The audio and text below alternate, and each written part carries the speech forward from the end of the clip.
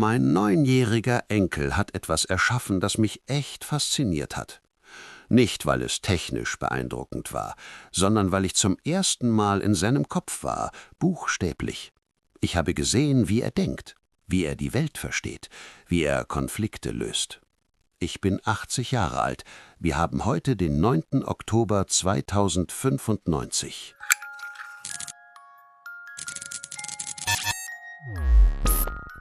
Letzte Woche. Lennox kommt aus der Schule. Völlig euphorisch. »Opa, ich hab was Krasses gemacht!« Er entsperrt sein Tablet. Eine Bergwelt. 3 Drachenarten. Feuer, Eis, Sturm. Kämpfen um Territorium. Er ist ein Falke, fliegt dazwischen. Ich schaue zu. Ein Feuerdrache lauert hinter Felsen, springt hervor. Feuerstrahl. Der Eisdrache baut eine Schutzwand. Der Sturmdrache schlägt aus den Wolken zu, verschwindet wieder. Die Physik ist perfekt, die Animationen flüssig, die Strategien komplex. Wie lange hast du dafür gebraucht? Mittagspause, 12 Minuten. Ich lächle, gratuliere ihm, aber gleichzeitig bin ich echt neidisch. Lennox ist 9 und baut in 12 Minuten das, wovon ich mein ganzes Leben geträumt habe. 2029. Ich war 14, kaufte Bücher über Unity, schaute stundenlang YouTube-Tutorials, verbrachte Nächte vor dem Bildschirm, debuggte Codes, die ich nicht verstand. Meine Mutter machte sich Sorgen. »Du sitzt zu viel am Computer, geh raus, triff Freunde.« Aber ich wollte nicht raus. Ich wollte fertig werden und zeigen, was ich mir überlegt hatte. Nach einem Jahr hatte ich einen hüpfenden Würfel auf grauem Hintergrund. Ich gab auf und ich akzeptierte es.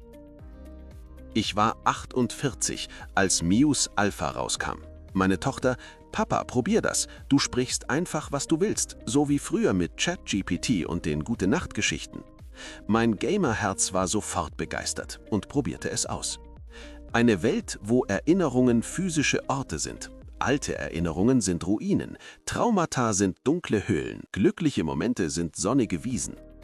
20 Minuten später stand ich dort. Ich habe geweint. 30 Jahre hatte ich diese Idee im Kopf, jetzt war sie real. Jeder Teenager konnte jetzt das tun, wofür ich Jahre gebraucht habe. Nein, besser, schneller. Meine Großnichte Emma ist 11. Sie erschafft 8 Stunden am Tag perfekte Welten.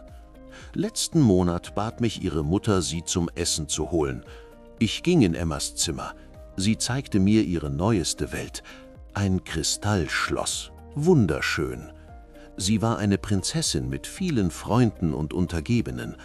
Aber in Wahrheit hat sie keine Freunde.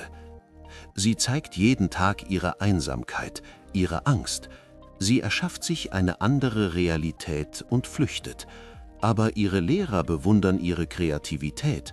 Was macht das mit ihr langfristig?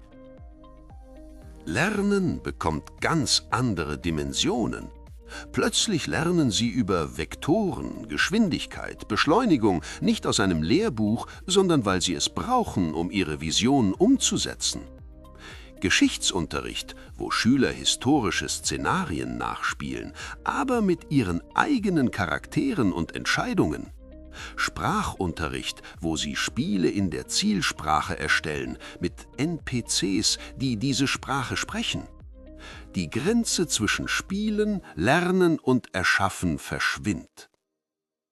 Trotzdem vermisse ich die alten Zeiten. Ich vermisse, als Dinge schwer waren, als Erfolg etwas bedeutete, weil er selten war. Ich vermisse, als wir alle dasselbe Spiel spielten und darüber sprachen, als Kultur etwas Gemeinsames war. Lennox wird nie wissen, wie es sich anfühlt, ein Jahr an etwas zu arbeiten. Er diskutiert weniger, sondern zeigt es mehr in Bildern. Und vielleicht ist das okay, es ist Evolution. Aber ein Teil von mir trauert um das, was verloren geht. Die ganze Welt spricht in Bildern. Die Gedanken werden unfassbar schnell geteilt. Manchmal komme ich da echt nicht mit. Aber es ist die neue Art zu kommunizieren. Wir müssen nur richtig hinschauen und verstehen.